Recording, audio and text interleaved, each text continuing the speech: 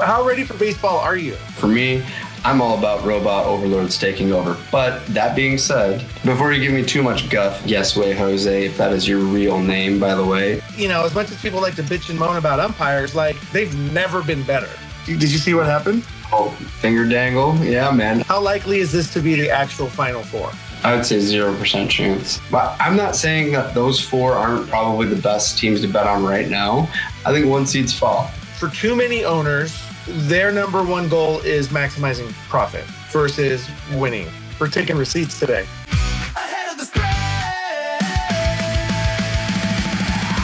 Welcome back to Ahead of the Spread, the Closing Line Values weekly show where the numbers matter and the takes hit harder. We're diving into the biggest stories in sports, grading last week's picks, and breaking down the matchups you need to watch before placing a bet. I'm Tacoma Blend, and back in the building with me, the crowd favorite, Yes Way Jose. What's up, buddy? How you doing? Doing all right, man. What's funny? What did you just say? It's the bets are getting harder. What did you just say in that intro? The bet. No, where the takes hit harder. Yeah, where the numbers matter and the takes hit harder. All right, here's the take. Here's the take that I want to get from you. Are boneless wings considered wings? Talking about wings like buffalo wings. If it is a boneless wing, is it a wing? I mean, conventional wisdom says yes, right? Yeah. I'm going to stick with the yeah. I'm saying yes. I don't think a boneless wing is a wing. I think a wing. I think like a wing is a very specific thing. But we've got a guy who sued Buffalo Wild Wings, claiming that he thought boneless wings were real chicken wings with bones, with the bones removed. But what there were actually more like was like a chicken nugget. And so he sued Buffalo Wild Wings because he felt misled by the description of the item, and he lost. Oh man, is he okay? I hope he's okay. I'm sure he's going to be okay. And the judge said, quote, his complaint has no meat on its bones. This is Judge Judy? Yeah. No, it was Judge John J. Tharp Jr. in the United States District Court for the Northern District of Illinois, the Eastern Division, weighing in on what constitutes a buffalo wing, a chicken wing. I don't think that's a chicken wing. That's a hard-hitting take, I think, if we ever had one. So last week it was a big curling conversation that got us so amped up. We were considering revamping everything into just straight curling talk. Are we going straight chicken, boneless wings? I think. What if we became a wings podcast? Honestly, you know what this means? This means that your DMs are not going to get lit up by any reference to buffalo wings I come across on social media or on YouTube. Like, I'm just going to be blowing you up with chicken wing content for the next week. So if that's what you want, I'm totally down. You know what? Let's go with it. I mean, if this all leads to sponsorships with BW3s or any sort of wing company, I mean, I guess I'd sell out for it. Would you? I would.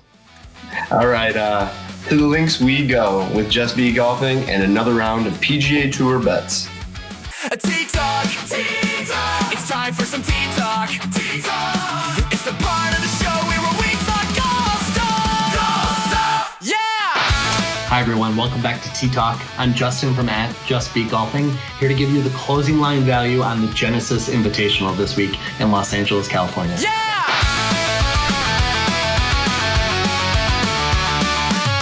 Okay, quick recap from this week. Pebble Beach, oh so close again. Scotty Scheffler tied third, slow start, strong finish, almost got us across the finish line. Congratulations to Colin Morikawa. He's having a baby, he's winning tournaments again, he's not overthinking. It was great to see him play well, and a shout out to Anthony Kim on the LIV Tour as well, who won a tournament, which was amazing. We will start doing some TGL and some LIV Golf tournaments coming up, but this week we're gonna focus on the Genesis Invitational here in Los Angeles. So let's get into our first bet. Okay, our first bet this week is going to be Tommy Fleetwood without Scotty Scheffler in the field at plus 1,400 to win the Genesis Invitational on Bovada. I really like how Tommy Fleetwood played last week at Pebble Beach. It was his first tournament of the year. He tied 4th. He was really building off that really strong 2025 season that he had last year. And I just think he kind of grew up in these conditions. It's going to be cold. It's going to be rainy the first couple days. And I'm hoping that Tommy Fleetwood will just continue playing well. So I think at plus 1,400, it's a good flyer to take. Okay, our second bet is going to be Jake Knapp to finish in the top 10 at the Genesis. Jake's been playing really well. He's finished in the top 10 in 3 out of 4 tournaments this year that he's played. The only time he didn't finish in the top 10, he tied 11th at the Sony in Hawaii. So he's right there. He's 9th in driving distance. He's 11th in putting. He's from Costa Mesa, which is just down the road from Los Angeles. So this should be kind of a coming home party for him. And I'm hoping it's some easy money to take Jake Knapp in the top 10 at plus 225 on Bovada. Okay, our last bet of this week is going to be the winning margin at the Genesis Invitational, and we are going to be betting for a playoff this week. The last time there was a playoff was 2021 at the Genesis. It was Homa versus Finau. It was a crazy day because weather delayed play on Saturday, and Homa had to play 24 holes on that Sunday. So I just think all of these guys, and we've seen it the last several weeks, are all bunched up. It's the beginning of the season. The conditions are going to kind of be crazy this week. It's going to be cold. I think that keeps the pack together, and we're going to bet that the winning margin is a playoff at plus 400 on Bovada this week. All right, that's all the bets this week for T-Talk. I'm not betting Scotty Scheffler. That doesn't mean that you shouldn't. And the fact that I'm not means that he is probably going to win, so you probably should. And we're just taping this in case he does so that I can still claim victory. All right, hit him straight, have fun, and if you're going to the tournament, I'll see you there. All right, bye. It's the part of the show where we talk gold stuff. Gold stuff, yeah! Trivia, this is sports trivia. It's a segment about a fact you don't know. Probably trivia, something super significant. Probably so significant. Totally trivia about a sports-related thing. Sports news segment of the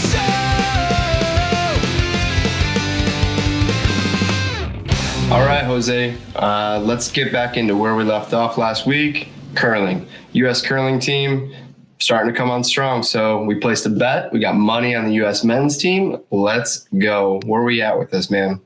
After, like almost immediately after that bet was placed, the U.S. just went into the tank. Like it's almost like perfect timing. They were there, so they're in a group of 10. It's a round robin. There's 10 teams competing, and in round robin you play every team in the group or in the competition. And the US, right when we made that bet, the US was 4-2 with 3 matches to go, sitting playing pretty well, sitting in contention position, and then just completely lost all 3 of the remaining matches and is on the outside looking in. So they're not going through to the medal round. Well, can I get my money back then? No, not for me, you can't. Definitely not for me. But I think the teams that are going through are Canada, Switzerland, Great Britain. Great Britain beat us 9-2 today to completely knock us out. So it's Great Britain, and then I think they're still playing for who's going to take that other spot. So Canadians are in there. The Canadians are an interesting team. That was about the most interesting thing that happened in curling since we last spoke. Did you see what happened? Oh, finger dangle. Yeah, man. I mean, wasn't it on the men's and women's team doing it too? Yeah, but I think the one on the men's side got the most attention because there's just like the video, like the footage of it is just so like, it's just so clear and just so like the evidence is just so well presented. And then it like the video of the guy in charge of the Canadian team like flipping out is the best part about it, because it's like he just flips out on the other guy, and then you just cut to like a clear image of him with the double touch. It's just, and then the memes have just been spectacular. It's maybe the best meme since the breakdancing Australian from I mean, I guess during the Olympics, there's always one, and during this first week, I think that's the one, because it's pretty funny. To me, it's just interesting. Like, does that? I mean, again, it must, but so they're able to like start the approach, rotate the stone, angle the stone, see what they're looking at, and in that split second right after release, but before they let it go, they touch it. Like, I mean, like that's impacting their shot. Like, they know that they need to touch it. Like, do they think, oh shit, like I rotated it too hard, I need to slow this rotation? And that split second, that's so crazy to me.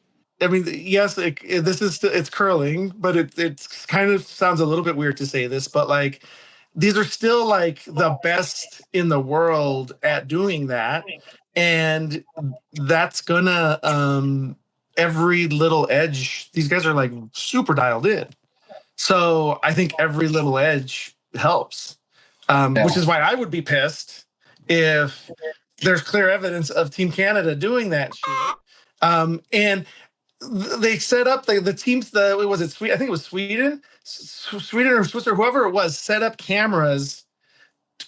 their own cameras to catch them in the act, because this is something that was known about this Canadian team. So it's like, it's just funny that like, it's such a like an evil thing that's just like, that's been lurking there. And it's from like our friendly Canadian neighbors who we love and like think are just like the kindest people.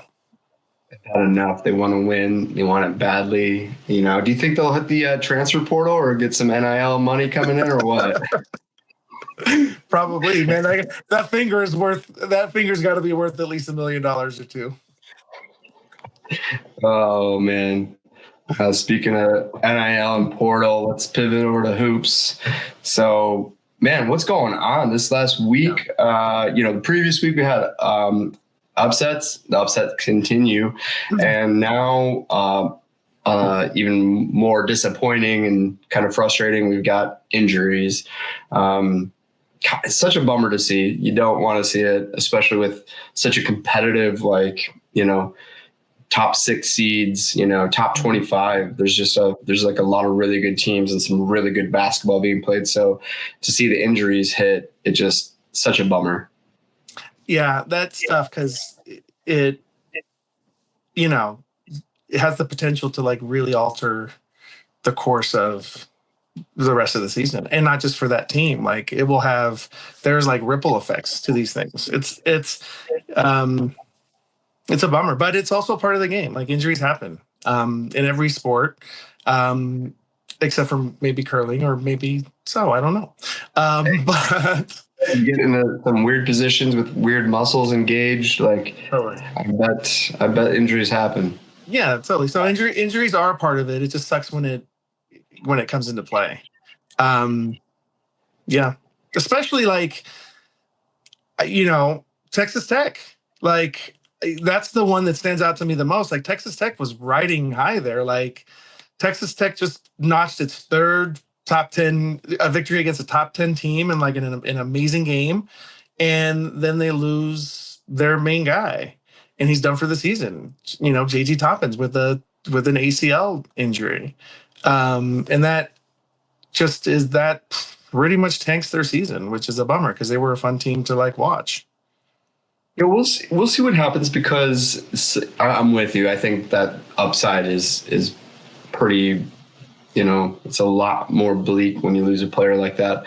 But when I can't remember if it was Anderson or Toppin got the third foul in that Arizona game, that's when we hit the Arizona Live. I think it was like near even money, or Zona -2 or something like that. And just thought that's where Zona takes over and wins. But they did well with him on the bench.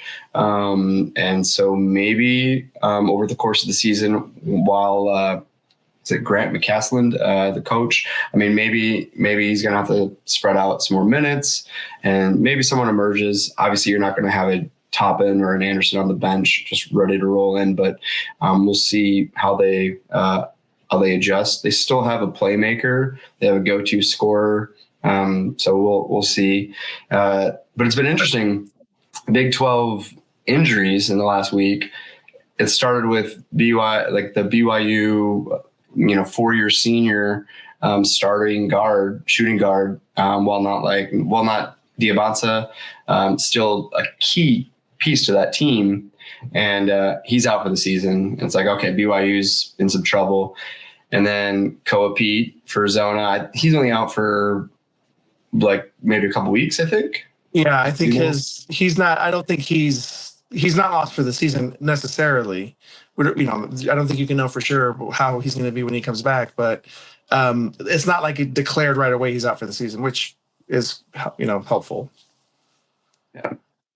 So, and then you got to this one, which truly is damaging. You had texted me earlier about how this was how the bench minutes on KenPom, they're one in the bottom, like 5 or 10. So they run their starting 5 and they run them into the ground kind of thing. Texas Tech ranks 360th out of 365 teams in bench minutes. So your main guy goes down, that's going to be a tough loss to absorb. Yeah, for sure. But we'll see. I still like he has turned that team into the Red Raiders into a kind of a powerhouse team. Big 12 is really strong this year, so we'll see if they can bounce back. Kind of diving into that Big 12 conversation a little bit further. You had mentioned again this weekend, great conversation piece here. Final Four preview on Saturday. So we've got Michigan versus Duke, and then what was the other one again? Arizona versus Houston. Yeah, Arizona, Houston. So, I mean, I think those might be the top 4 in KenPom, if not, in the top 6. And then I think, in Polymarket, those were 4 of the top 5 teams getting wagers in for the national title. So it's rare to see these powerhouses colliding. I mean, more so on the Michigan Duke side, similar to our conversation last week about Ohio State versus Virginia on the neutral court. We now have Michigan versus Duke, middle of like Big Ten, ACC conference play, just dropping in a neutral court banger of a game in DC. So it's kind of wild that they're doing it, and we're also not used to seeing some of this. So, what is your take? It's kind of awesome, though, isn't it? Like it is a nice little it's just so lucky for the way that it's playing out that these two teams are just so good. But it is kind of fun to because we're gonna watch this game and we're gonna be thinking about the tournament, and we're going to be thinking about the Final Four, and we're going to be thinking about what a potential title game looks like. So to see two teams who realistically could be in that position, to see 4 teams, but to see in particular Michigan and Duke, because they're non-conference opponents, to see them doing that, I think is kind of fun at this stage in the season. Yeah, man, I will never be upset at seeing some of these games played. I still think that there's a lot of value in the full conference slate. I kind of like the delineation, just as but that might be more tradition than anything. And plus, you get to see these teams, these powerhouses, go on the road and play teams that they probably beat 19 out of 20, but they get upset because they're looking ahead or whatever. So Michigan State at Minnesota, they get bounced. St. Louis this last week at Rhode Island, that's why I love the conference play component of it. It's just too much fun, and I love to see it. That being said, who says no to Michigan Duke? It's just, even I get your point about Ohio State, UVA, in Nashville, what are we doing here? But at the same time, I don't know, man. I kind of dig it. I like that. I like, Yeah, I get that. I mean, I get non-conference a little bit, and then also seeing where they stand outside of the conference, because again, those conference play, it's those known teams, those known commodities, those known, like the way that they play, they're used to it. So you bounce out of that for a game, and you play a team like UVA with this, a different style. I think it kind of helps, shape you for the tournament. So I think that it's good overall, but what I really like, my squad going and playing a top 25, top 15, top 5 team in the middle conference play, I think it's not advisable, but U of M's a freaking wagon right now, so it doesn't freaking matter, I guess. How likely is this to be the actual Final Four? Zero. I would say 0% chance. Just mathematically, I know I had all ones last year and it was very chalk bracket overall, but these teams would likely end up as the ones. Maybe Iowa State subbing in at Houston, or maybe Arizona out with some injuries, but we'll see. But regardless, I still think that there's enough of I think we're due for a regression in terms of what teams advance into the Final Four. So I think it's going to be a good year. I think we're going to probably see a first round, where we maybe not seeing a ton of upsets like, 12s over 5s kind of thing. But, we're going to start to see, I think, some of these lower seeds upset some 1s and 2s and 3s, before the Final Four kind of things. So, I mean, I just think that last tournament was more of a anomaly, and I think we have enough. The gap between, a 1 and a 5, I don't think is as big, or maybe the 2s and the 5s, and then we're starting to see some injuries. I think we'll see how it all shakes out. But I think that, Hey, producer Nick, can we earmark this conversation? And I just want to earmark this conversation, and I want to revisit this when we get to the Final Four. So before you give me you may proceed. Before you give me too much guff, yes way Jose, if that is your real name, by the way, I have a future on Michigan because they're just absolutely rolling right now, and I think they're clearly have set them up, above the rest. So it's not talking trash about 1 seeds or Michigan as a whole. I just think that, I think the gaps shrunk a little bit with some of the other teams. And not only that, but Florida looks unbeatable. The only reason why I wouldn't put a future in on them is they won it last year, and repeats are less common. So but maybe I need to get over that. So I think you might, because I think Florida is the scariest, kind of as one of the scarier teams right now. Yeah. I mean, I'm kind of talking myself back into that future, and maybe just leveraging that for some in-game or in tournament betting if I have a Florida ticket. Because I won't be surprised. Florida's now 6th in Ken Pom. That's crazy. That's crazy that they've risen that high that fast. That rebounding, that's similar to Michigan. Their bigs are just cruising right now. So yeah, man, Florida is scary, dude. Florida is scary, yeah. They're ahead of Iowa State. They're ahead of Purdue. They're ahead of Connecticut, and they're ahead of Michigan State. So that's 7 through 10 right there. So that kind of is my point. Is you just named the Big East powerhouse that is UConn and that D-bag coach Hurley. You just rattled off Iowa State, who whooped Kansas and then beat Houston, the team that you're talking about. You mentioned what else did you mention there? You mentioned Purdue, the preseason #1 with 2 borderline All-Americans there, but maybe they get hot, maybe they get some outside scoring, they just figure things out, maybe they make adjustments. So we've got Kansas, we've got St. John's, Bama, Louisville. Like I said, Louisville looks good. So that's my biggest take. But I'm not saying that those four aren't probably the best teams to bet on right now. I'm just saying I think one seeds fall. I think one seeds fall by the time we hit Final Four. So I don't think that's that big of a leap. But you wanna jump over to MLB, my dude? How ready for baseball are you?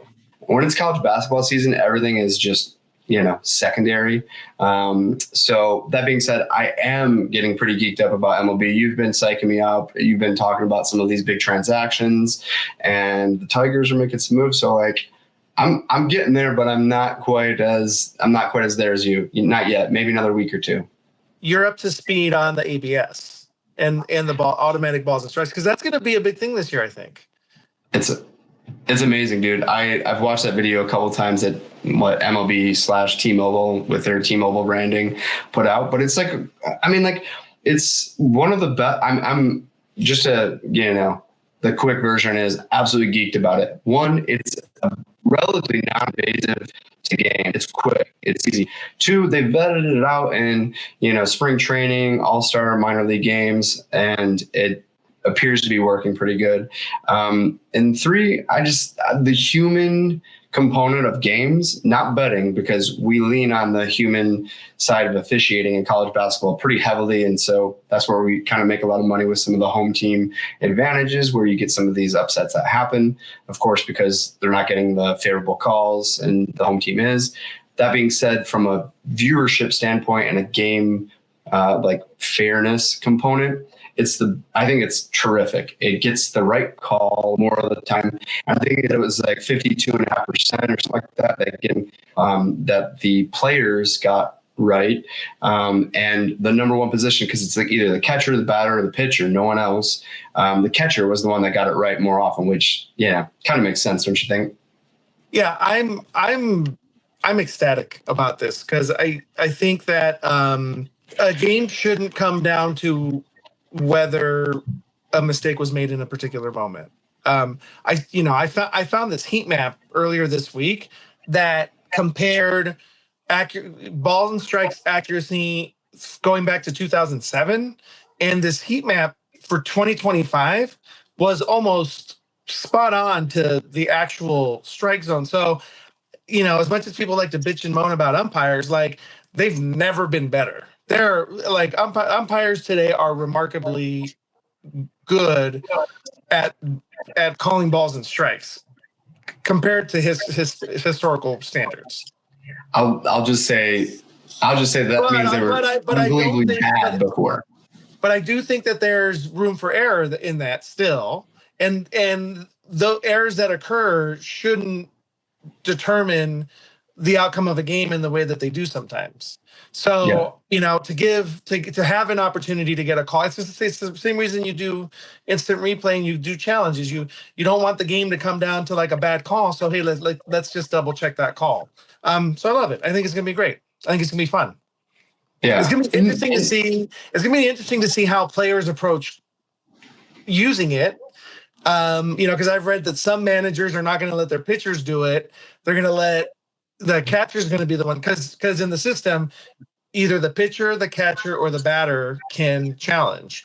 And a lot of teams are saying the pitcher is not going to be allowed to make that call. The catcher's got to do it. But is Max Scherzer going to abide by that? Like, I could see some pitchers out there going rogue on it. Yeah. Yeah, no, for sure. I mean, there's going to be moments, and it'll be a very hilarious story, especially when they get it wrong. Where their own infighting will be a little bit of a thing. Like, you see that. I mean, some of these baseball players get so fired up, and it's just to see that, trickle over into this review, this automatic review system. It's going to be pretty wild, I think. Yeah, and I think that like a full-on robot ump scenario, it just doesn't feel right. Like, I think that this is a great way to use technology to assist, but we don't need technology taking over. And so I think that this is a nice middle ground in making sure that games are being officiated fairly and accurately, and without turning the whole thing into just a mechanized exercise. Okay, it's just the officiating component.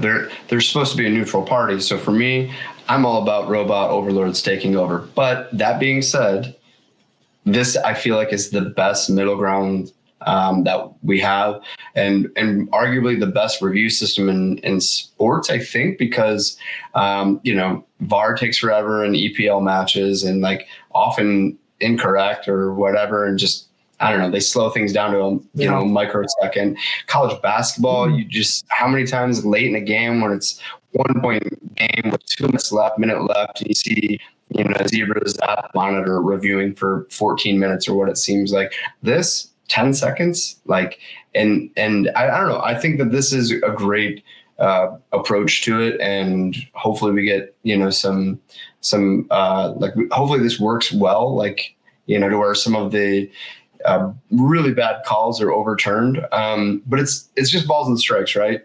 Like, yeah, I mean there is a review system on other stuff, but there's a challenge system on other stuff, but this is the first time that it goes into balls and strikes. I'm just still scarred about that. Galarraga, as a Tigers fan, the perfect game taken away from him by that, 9th inning, 2 outs, out at first, blatantly blown call. Would love, if I had one wish, I mean, there's lots of different wishes I would take, but I feel like he deserves it because that was his one. That was it. Like, I mean, he was an average Joe pitcher, like, 4th or 5th in the rotation kind of guy. And he could have made history with a perfect game, or I think it was a perfect game, maybe no hitter, but could have gotten in the record books, and just, missed call. I don't think that would have happened. I think in today's MLB, right, that wouldn't happen because there would be a challenge to that. Unless they were out of challenges, which could have happened. But I think in the 9th inning, I have to double check this, but I think in the 9th inning, the umpire has the ability to is a little bit more willing to look at stuff on an umpire, because the umpires can initiate a review as well. Yeah, I think it's gonna be fun. And I saw that on TV broadcasts, they're gonna keep the box. But when the ball goes in the strike zone, the ball's not going to light up like it does on a lot of networks, indicating that it is indeed a strike. So MLB's asking its television partners to abide by that because they're worried that some team is going to figure out a way to track that and then use that information to challenge a ball or a strike, but it just seems impossible to do in the amount of time that review takes place. Yeah, but again, it's supposed to be initiated from the batter or the pitcher. So you saw the examples in that video, and the batter, kind of thought it through and then tapped his helmet or whatever. So I would imagine that doesn't take place. What is there? Someone in the dugout? Like, I mean, is it a Houston Astros thing where someone's banging a drum? Like, you bang on something, yeah. It's interesting. Okay, the devil's advocate, although I'm not saying that I agree with this. Okay, so then it's the call. We see it on our TV screens here at home. It's someone's watching in the dugout, and they alert their their player, and the player tap. So they get the call right. I don't know. I'm not so. Oh, I'm not as worried about this as I am the closer for the Cleveland Guardians, throwing pitches and betting on it. That's the insidious thing going on. I think I'm not worried about teams abusing this challenge system. I think it's funny that MLB is kind of thinking about it that granularly. I don't know. We don't handle change well. Human beings don't. So there's going to be so many people pissed off about it, especially in a traditional sport. I will say this about Rob Manfred as the commissioner of baseball. Pitch clock. The pitch clock implementation has gone about as smooth as it could go. people are loving the pace of games right now. The bigger bags, like they've made changes that are the way that they've introduced them, and the way that they test them before they introduce them into the majors has been it's been pretty good. And I think like people are going to be fine with this. Yeah. Yeah, I mean, we'll see. I think I wasn't a big fan of the initially for the pitch clock and stuff, but I gotta admit it worked great, I think, and I think the pace of play has been better, and MLB's been a better product overall. So, again, like you said, kudos. I will say, as like a pretty hardcore baseball fan, to me, a 3 or 4 hour game is like heaven. Yeah. Right. Yeah. So like I do. For sure. And with as much as it costs to go to a baseball game these days, I mean, Petco Park ain't cheap, bro. Like it's an investment when you go to Petco Park. You're spending a good amount of money. And so it's like sometimes I'm like, did I just get my money's worth? Because that happened like that. Yeah, I'll disagree with you a little bit on that. I don't think I want to go see a 18 inning game. I want it competitive and good and fun and like my team winning, but I'm not camping out for a bit. Like it's just the I don't want that for babysitter. every game, but like the occasional 4 hour game is awesome. I heard a conversation today. They were talking about Fangraphs projections and playoff odds. And I just wanted to get your take on this, and maybe just to get you in the mindset of the baseball season. It's coming up, but this is who we're looking at as being the contenders right now. You've got the Dodgers with a 26.8% chance of winning the Super Bowl or the World Series.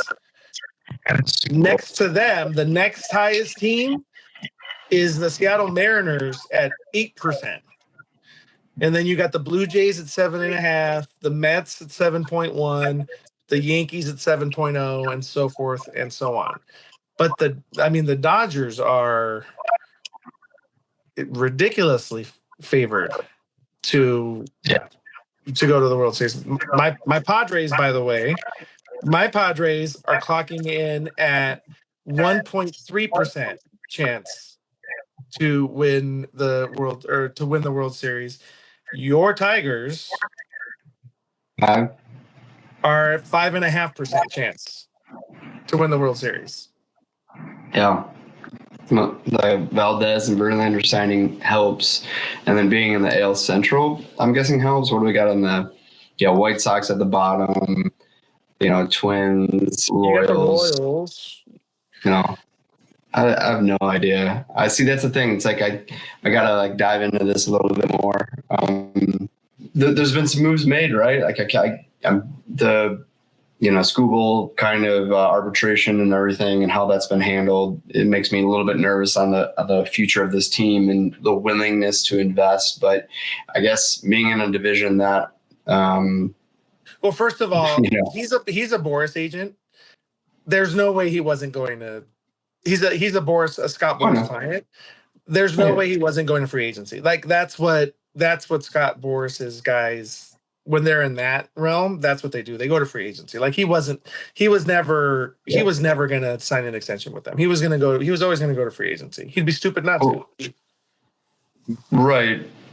I don't know. I still think that they've acted like a big market team when, Mike Ilitch was running the team, and they could have in free agency, re-sign. I don't think that that's an unreasonable thing for them to do. But I'm not saying it was the right thing to do to, if they do, and they do choose for him to walk. I'll be a little bit upset if they end up moving him for pieces that don't end up doing anything, like we did late, where got rid of like Torrey Hunter and Verlander. I think even Castellanos. I feel like we shipped off so many pieces that got us nothing in return, which would be incredibly frustrating.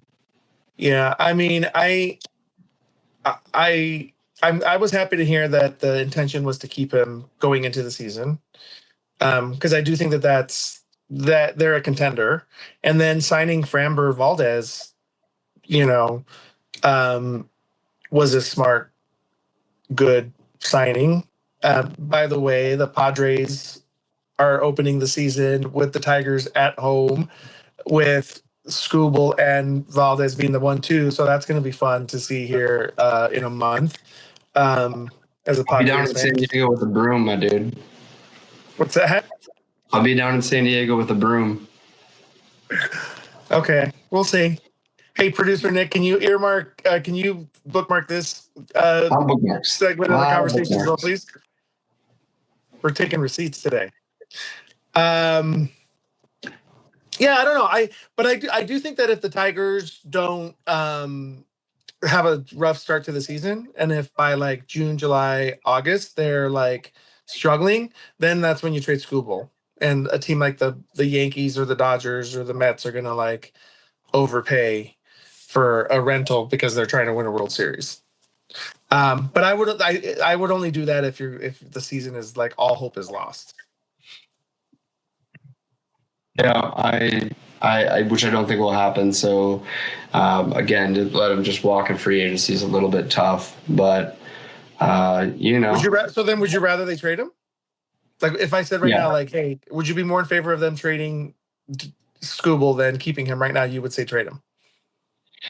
I mean, it depends on the situation, right? Like, obviously, things pop up each season that you weren't expecting. So the Tigers being one of them the last 2 years, you know, making some runs. I mean, I still don't think that they were a serious team outside of Scooble, you know, on the pitching front to compete in the World Series. I don't think they were going to be able to take out the Dodgers, you know, and had a great run with that Mariners series, which was exciting with some late inning games, as we talked about. So, I mean, it'll be situational. I, you know, you have a chance to win it. Like, hard not to take it. You could ship him off for, in theory, a decent, you know, a decent amount of prospects. This is what the Padres did with Juan Soto.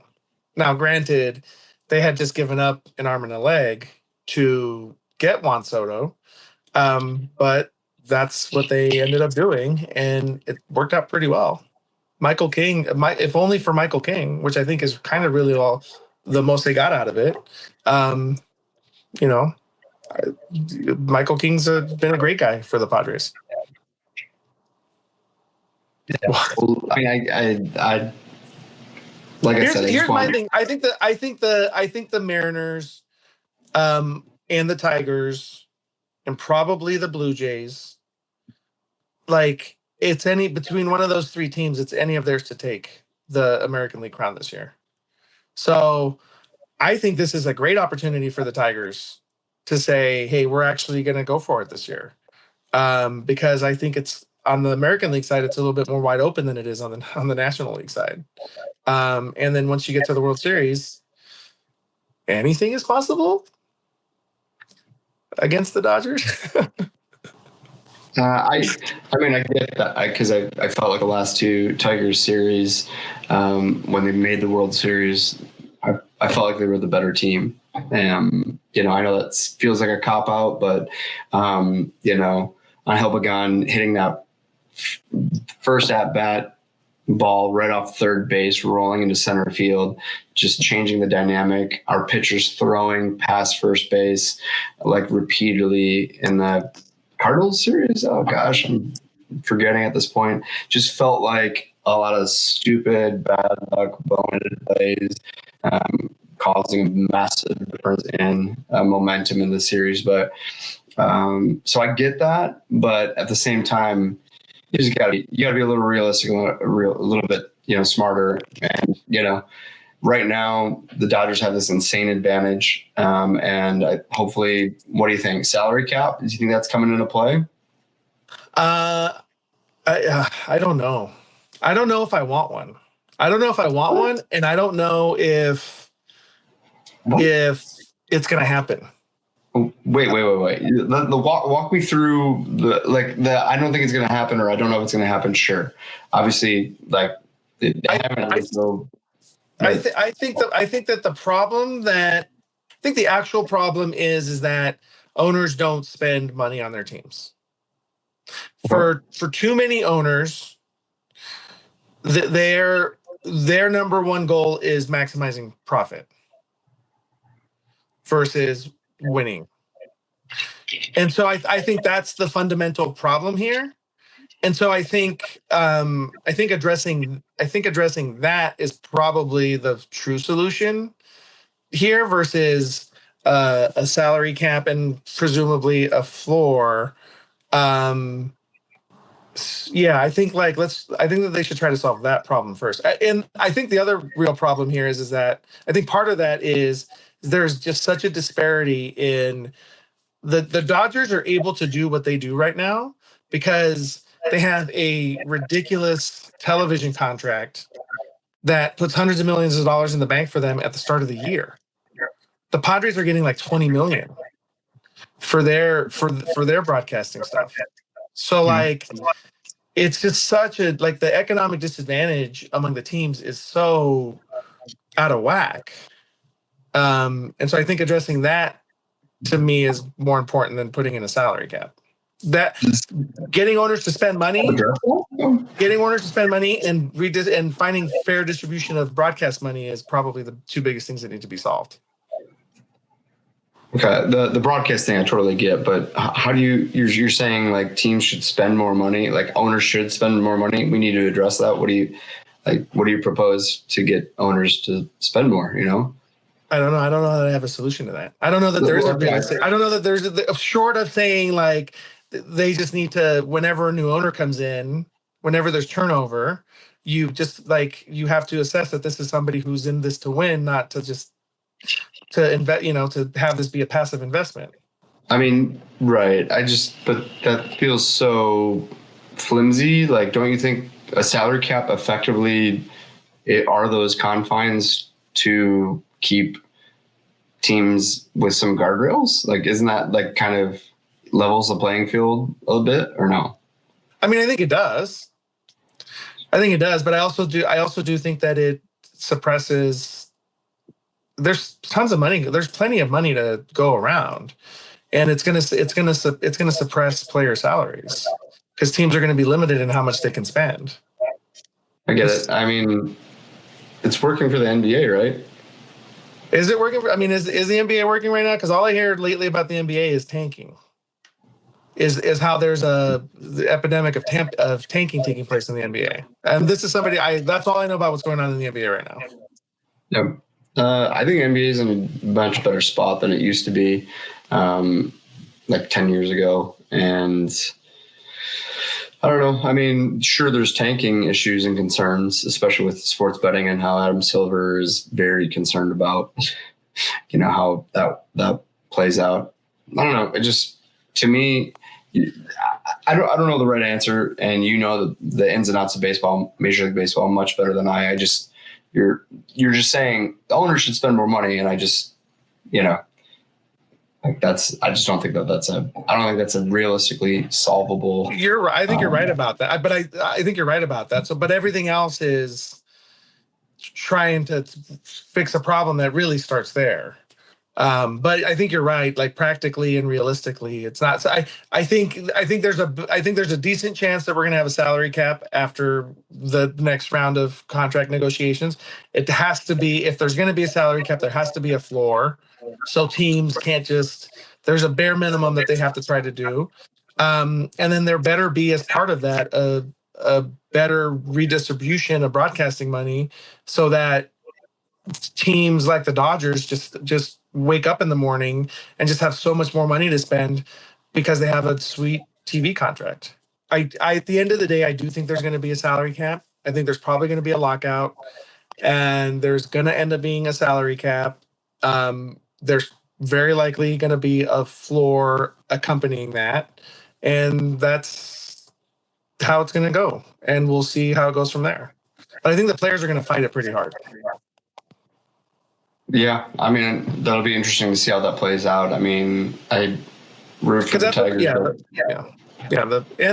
And so it's just going to be interesting to see how that plays. But that is a thing that is looming over this upcoming season. Is there going to be a lockout after the season? And I would say probably yes.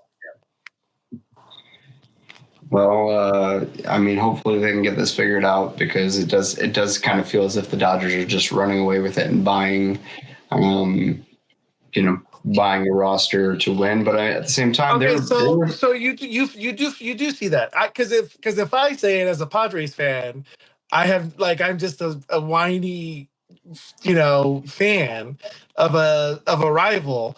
But if you say it, please say it. Okay, actually, this is a great point. Just chime in here about this. I didn't say that for one, and it's okay to say that objectively. It's pretty much, you could take an objective Kansas City Royals fan, you could take a freaking Braves fan, and they would probably say that the Dodgers are buying their way to a pennant, right, or for a championship. So again, when I'm sometimes critical, but it's not just that they're buying; it's that they are uniquely positioned to take advantage of every opportunity they get. Like the deferrals, like Ohtani is a unicorn. That guy just shits money. Like they're just on Ohtani alone, they're pulling in so much more money. Their television contract, like they just have every financial advantage, and they're maximizing that. It's really great, and kudos to them. But those advantages are unfair. So salary cap. Okay. Let's throw it over to my good buddy Mikey V for a look at some upcoming futures as America's favorite pastime springs into action. Hey everyone, welcome to Hey Better Better. This is Mikey V here to talk MLB madness with closing line value. I've got a couple futures that should be on your radar as we prepare for the best holiday in all of the land, MLB opening day. And let's talk about a few tickets I'm holding.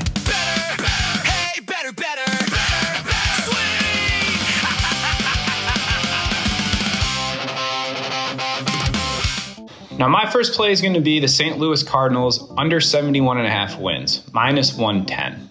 They play in a relatively tough NL Central, where I expect the Brewers and the Cubs to continue to dominate that division and the Reds to continue to stay competitive. Now, the Cardinals won 78 games last season, so to me, losing 7 more doesn't really seem like a stretch when you're considering that they're likely in the biggest rebuild in the entire MLB. They've dealt away Nolan Arenado, Sonny Gray, Wilson Contreras, and Brendan Donovan. Donovan is a nice segue into my next play, Mariners AL West champs, minus 105. This is not a homer play. These M's are damn good.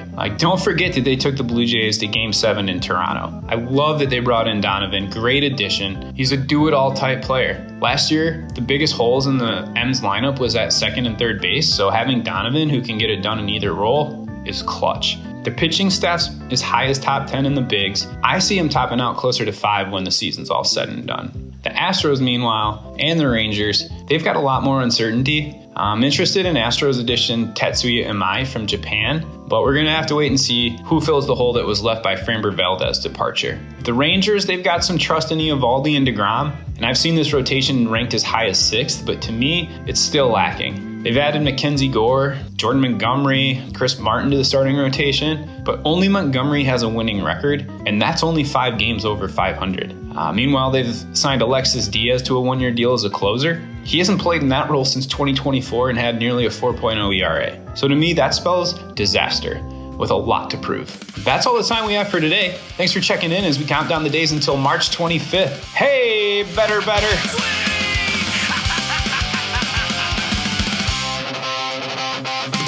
It's the last week pick recap, the part of the show where we see if we're broke. Last week was a great week for betting. Okay, we went 23-13, plus 6.5 units up. We cooled a little bit at the end with Santa Clara, Pacific, Texas, coughing up leads or covers or both. But still, you gotta love it, man. 6+ units there. We're really finding our groove in conference play. Just we're finding these value plays, and hope it continues throughout the end of February and into early March before we get into some tournament in into conference tournament betting. What was your favorite bet?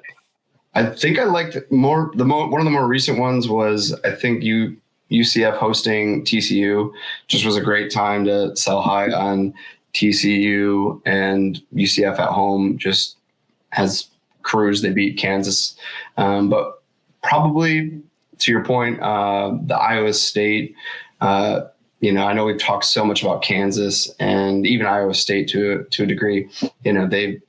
We spotted that Kansas letdown spot post Zona win, knocking off the number one team, giving them their first loss. The Darren Peterson controversy, he came back and played, and they got whooped in Ames, Iowa, to the Cyclones. So that probably was the best one, the one that I liked the most. But there's a lot of them in there where we really kind of found our groove. So hoping that kind of picks back up this week as well. What was your biggest whiff last week? I want to say, let's just take a look through here real quick. We missed on, sorry, just not ready for this. Okay.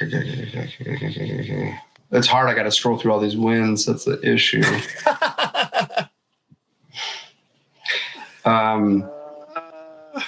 Biggest whiff was Syracuse plus 20. It actually kind of coincides with our weekly highlighted games that we'll talk about here in a second, Jose. We have that U of M versus Duke showdown coming up, and I kind of expected maybe a potential letdown spot for both teams. U of M is too much of an absolute beast to fall, apparently, at Mackey, with a Mackey going nuts, literally crazy loud. But Syracuse kept it close. I think they were within like 8-7 points late in the first, fell apart, lost by 30 plus. So Q's plus 20.5, worst bet. I like but that's the thing that probably drives bettors away from these kind of picks is, you want to take the favorite.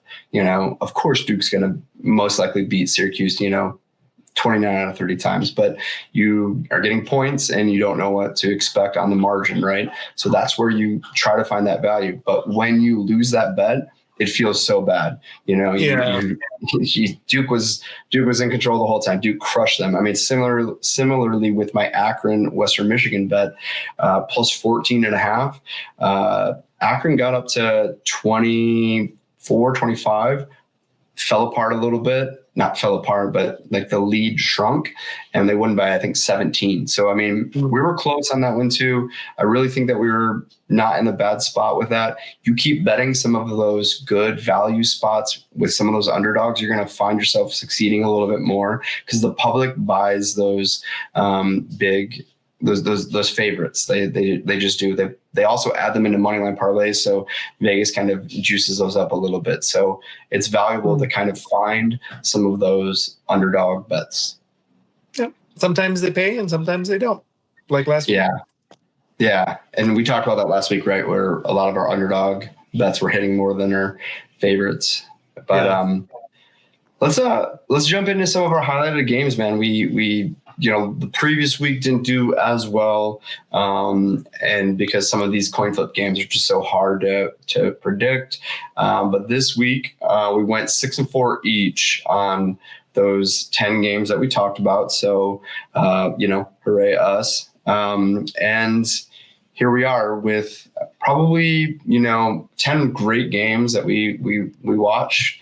One of the most annoying ones, I got to just touch on it before we dive into the other four. NC State had the lead for most of that game versus Miami, and then they were up 2, dwindled it down. Miami has the ball. True Washington goes a first shot, fouled, 3 free throws. Miami wins. Just a brutal way to lose a game. Yeah, that's tough. Miami's actually having a pretty nice season. So Not surprised to see them win, but yeah, that is a tough way to lose a game. Yeah. So what stands out in those 10 matchups that we have? What kind of stands out for you? Well, initially, Wisconsin beating Michigan State and Texas Tech taking down Zona, because that just felt like a somewhat monumental win. But then Wisconsin goes out and loses after beating Michigan State, and Texas Tech loses their best player, which is probably has cooked their season. So both Wisconsin and Texas Tech seem less relevant today than they did yesterday. But Wisconsin beating Michigan State is not nothing, and Texas Tech, that was a pretty big win over Zona. I mean, I totally agree with a lot of what you're saying. I will say the one thing that kind of stands out to me though is a little bit more of the upside potential. So that's the thing that I feel like is big come tournament time. Wisconsin not only beat Michigan State at the Kohl Center, it was just an absolute beat down. When they shoot, it's crazy to see a Wisconsin team that shoot that much from the perimeter, but they were draining shots. I mean, Boyd was unconscious. And to me, in the tournament, what is the biggest storyline? It's those guys that just go kind of nuts. And I think Boyd can do that. But they also have post players. They have a lot of players that can get stuff done. I think that like Rapp, I think down low, but they lost at Ohio State. Ohio State was in a must-win game at this point. It was kind of riding high. That's that letdown spot that we target with betting so much. Ohio State wins that game. They are more on the 12 seed. They're on the inside. They're on the inside. They lose that game and they are in trouble. So they have to win some. They got to win that game at home again. The home officiating just matters so much. Letdown spot, hangover for the Wisconsin Badgers. So I'm not as worried about it. And then Texas Tech, like you said, like we talked about before, it'll be interesting to see how that roster shakes out post Toppin. Hopefully they can respond because it's just a fun team to watch too. But for me, what stood out was Iowa State. We highlighted two big Iowa State matchups. And they won them both against two Final Four contenders in Kansas and Houston. Kansas, they won definitively, and it was dominant. Houston came down to the wire. Home court officiating helps a little bit, but they got it done. Kingston Flemings is just amazing at Houston, and really think that another player that could take a team further. And that's kind of why, even though Iowa State won that match, I think Houston might be a key team to keep an eye on come the tournament. So Houston gave that away more than Iowa State. I mean, they went on a 17-4 run, and Houston's bugaboo has been a little bit being up and then losing, giving up leads. Going back all the way to the national championship game last year. So that's just kind of a small bugaboo of theirs. So, man, that U of M Purdue match was pretty wild. Mackey bumping. I mentioned before on this that I've gotten to go to a game. The wife's a diehard Boiler, father-in-law as well. So it's pretty wild environment. I get a little jealous because Breslin Center used to be that for Michigan State. Still gets rocking, but not the same as Mackey. Like, go back and if you search for some clips, it's kind of nuts. Like, it was absolutely bumping. So again, probably the most definitive U of M moment, even before that Players Era tourney, or since the Players Era tourney. I think them going into Mackey gearing up like this is, winner go home kind of game. And Michigan was dominant. Sure, Purdue made a comeback and kept it close. Then Michigan pulled away. Sure, Cobb and played well in moments and spots, but again, U of M looked great. So quite a fun matchup overall. When's the last time Michigan was the favorite at Purdue? The Fab 5 days is probably when it was, but even then Gene Katie was around. So, I mean, Purdue's been great. Purdue's been pretty darn good for a long time. And U of M had a stretch in the, early before John Beeline where, the amateur years where they weren't really that competitive. So maybe during Beeline years, but I mean, Painter still had, Painter had some really good teams with, the announcer, Robbie Hummel, Juwan Johnson, and Juwan Moore. Like they had some good teams. So I would imagine like late 90s, early aughts maybe.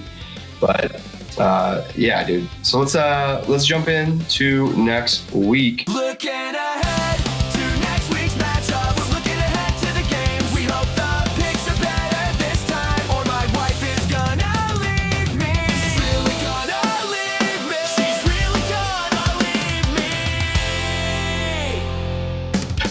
me. We've got 10 matchups again that we're kind of highlighting. I think this one's a fun one because we start off with two mid-major top, like 1 and 2 seeds, or 3 and 1 seeds, where they're battling. This matchup helps determine who's going to win the conference.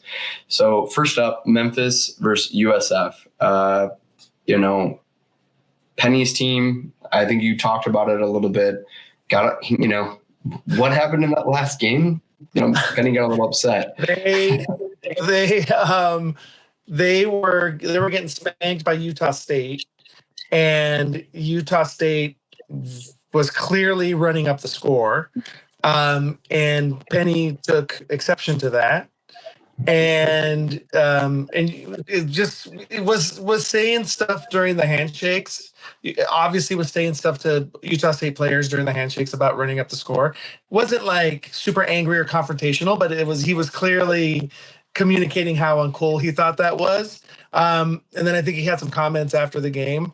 And then the Utah State coach was like, I don't know what to tell you. We got to do what we got to do. Like we're Utah State from the Mountain West. We have no room for error. So we need to run up the score because the system that we operate in values that. Which is not a wrong take. That's not wrong either. Now they could have still run up the score with layups and easy buckets, not like the dunks that they were running up. So there's probably a more sportsmanlike way to do that, but inherently running up the score, Utah State has to do that in that moment because they're metrically trying to gain as much ground as they can. Well, thank you for teeing up 2 different Michigan slanders that I'm about to drop, so I appreciate that. One, how to approach a frustrated handshake line. You don't slap your, opposing coach's face, Mr. Juwan Howard. You can, give him a little verbal knowledge, but keep it respectable, right? So there's that. So good for you, Penny. Also, on the flip side, Penny was pressing, so. If you're pressing, I'm scoring, and also no one's there. What are we doing? Still take the layup. I get it, but also, what are we doing here? Like, it's basketball. They're not.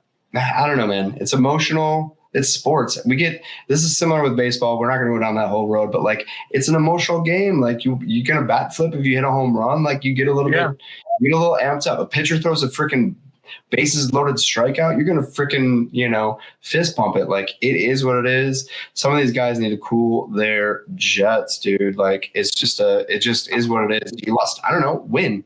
Don't win. You don't want the score right up against you, then don't lose or play defense. Like, just yeah, for sure. And then kind of pivoting to another mid-major battle. This one's going to be really good. VCU, St. Louis. Who are you taking in that one, though? Oh, I'm taking USF. Yeah, me too. Yeah, I bet we're aligned on a lot of these. There's not as many coin flip ones as we had last week, but there's still a lot of really good ones. So VCU St. Louis,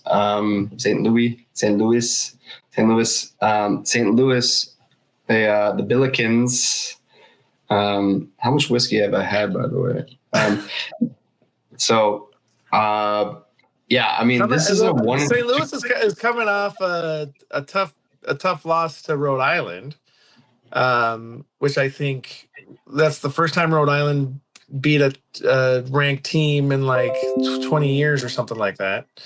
So that was a monumental win for the Rams. But yeah, St. Louis still a pretty good team. Yeah, I mean, I normally would have keyed in on this a little bit for a potential upset. Everyone's, when you're a undefeated team, or I mean, they're a one-loss team, undefeated conference team, you have a target on your back, and VCU is a solid team. Nothing against the Billikens, but I kind of would have, honed in on that. But now that they got that loss at Rhode Island, I feel like St. Louis takes care of business. Hopefully they don't pull in Nebraska and, start to crumble, but I bet they get it done and take care of business. I got St. Louis too. Yeah. IU Purdue. I put this here because it's a rivalry game. Also a bubble watch game with Indiana. I think Indiana still makes the tournament, but it's not a given, right? Purdue, I think they beat them on the road already. I think Purdue takes it. I agree. Yeah. Here's a good one. U of M Duke. Feels like it should be closer, but Duke hasn't looked convincing for a full game that often. Their second half lapses. We talked about this on this episode or on this pod before, where it's like, dude, they crumble second half. They crumbled against North Carolina. They have moments where they're not great. U of M, we've talked about that before too. They have moments in games where they don't win, they don't cover, from a betting perspective, but the line's also minus 14, kind of thing. That's how much the public, bets U of M. So, I think that being said, it's just Michigan looks to be really rolling right now. And I have imagined that they parlay that into some success in DC. I'm not going to pick against Michigan until Michigan gives me a reason to pick against it. Like I haven't seen anything from Michigan and from Duke that tells me that Michigan's the better team. I think Michigan's going to take this one.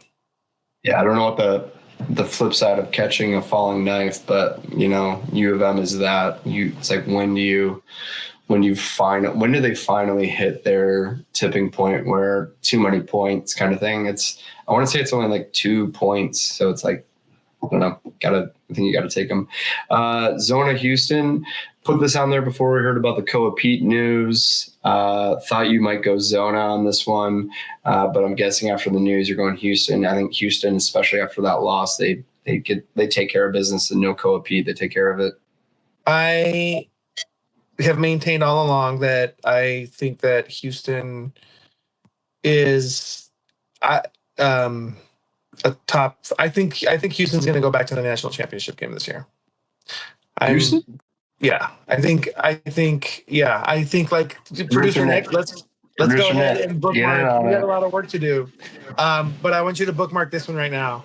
I just think that they're a national championship caliber team, and so I with Koa Pete being out, I think Houston's just going to do its thing and come out on the other side of it.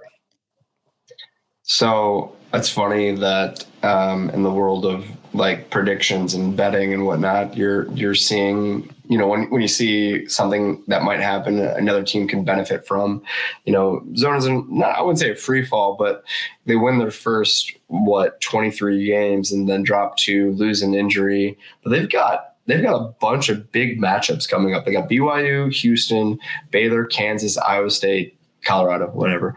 So their next 5 is against top, or 4 of those 5 are against top 20 teams.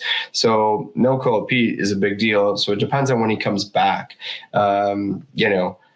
You were on Houston early on. I think this is kind of going back to a conversation we had before. I bet them against Tennessee in a neutral court game, and they lost, and so I'm kind of pissed off about it. But since then, they've only lost to Texas Tech and Iowa State, both on the road. They're crushing it, and like I said, Kingston Flemings is just he's fun to watch. Highly recommend. So I got to give you props. You were on Houston preseason, and I thought they were going to regress, and they clearly have not. So, they have a lot of the same players from last year still on the team. You got a Hall of Fame coach. You got they have leadership. I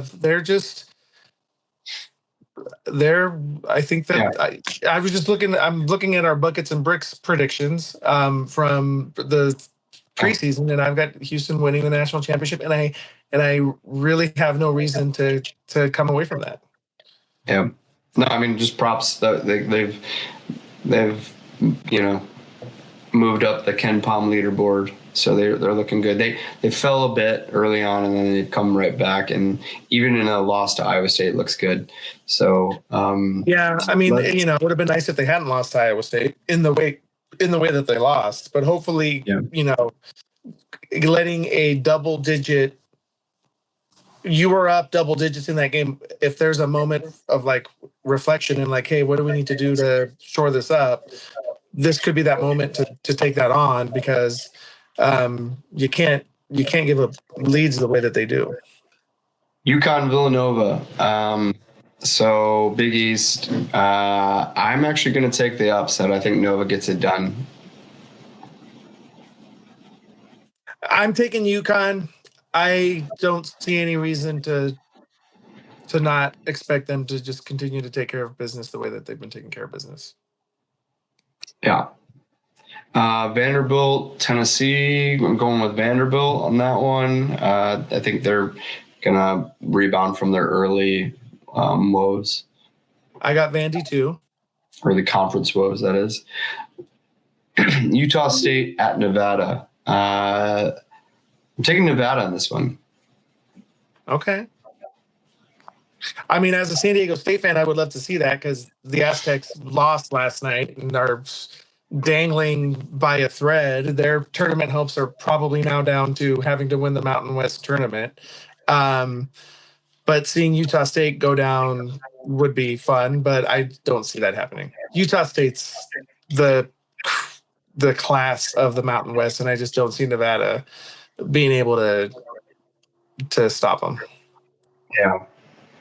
All right, we've got 2 more left. Ohio State at Michigan State. I think Ohio State on the bubble. They got their win hosting Wisconsin. Probably still a little, blood in the water kind of situation, but Michigan State looked dominant against UCLA. I think late last conference season, Michigan State went on that crazy run to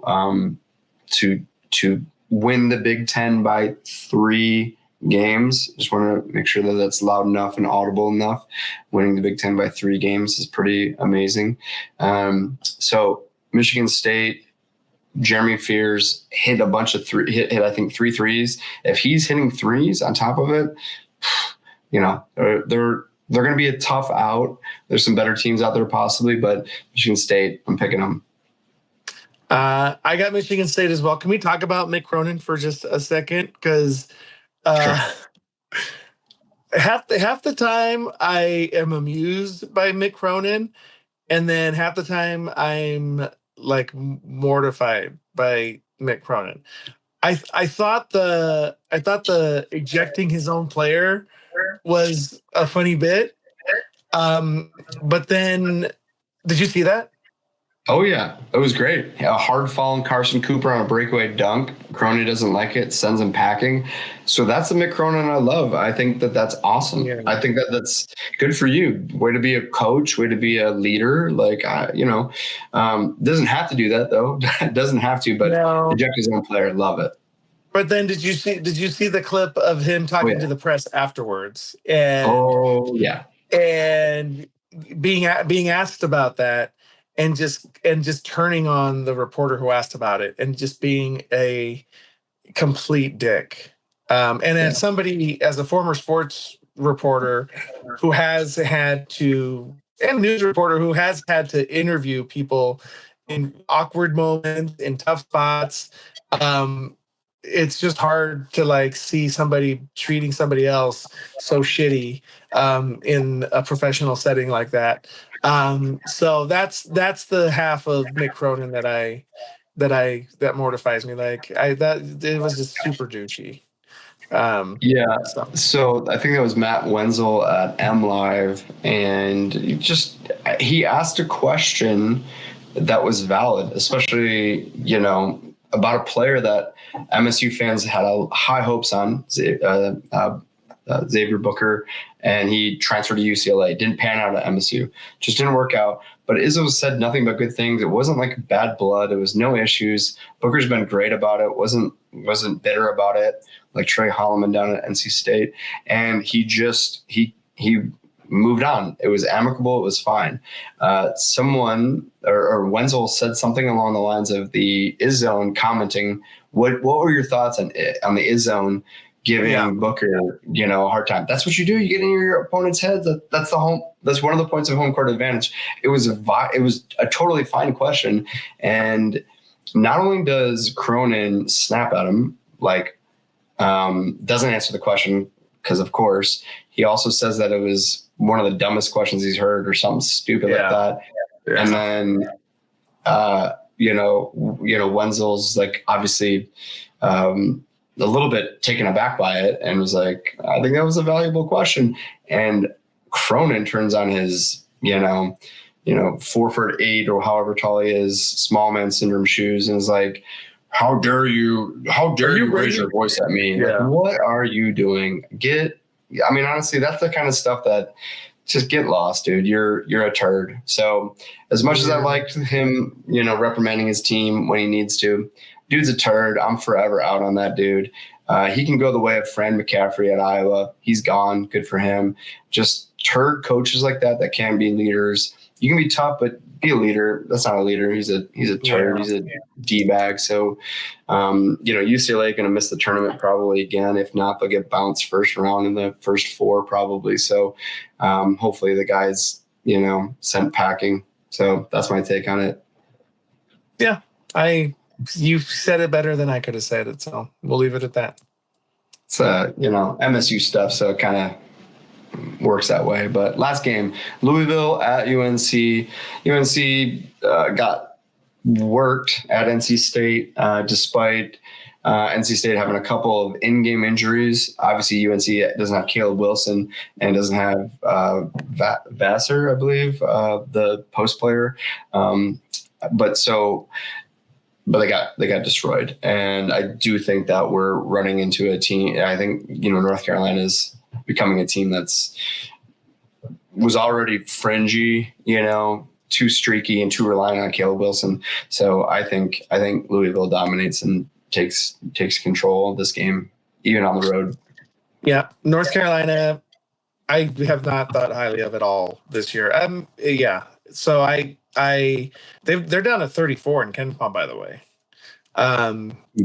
Which is a bit of a slide for them. Louisville has worked its way up to number 15.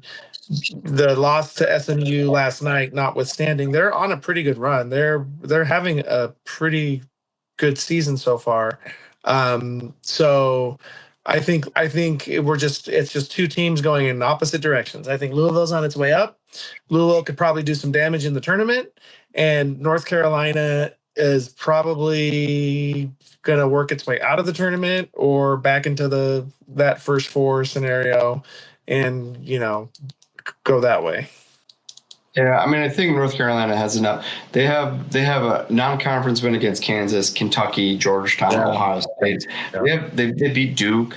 They're in.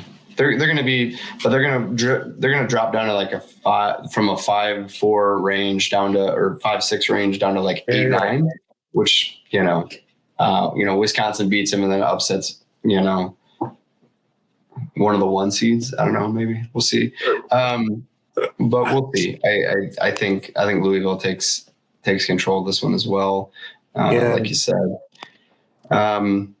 So we'll see how we're doing. Like right now, we're at our records 10-10, 8-12. These coin flip games, kind of tough to call. So hopefully this week we continue the winning streak and bounce back out of it. That's all we have for this week. Thanks for tuning in to Ahead of the Spread. On behalf of Jose, Tacoma Blend here. Thanks for joining. Cheers. Ahead of the spread.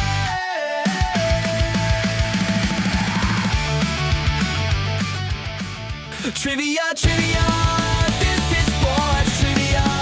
Thought we forgot about the trivia, probably. Trivia, did you get it right? Probably.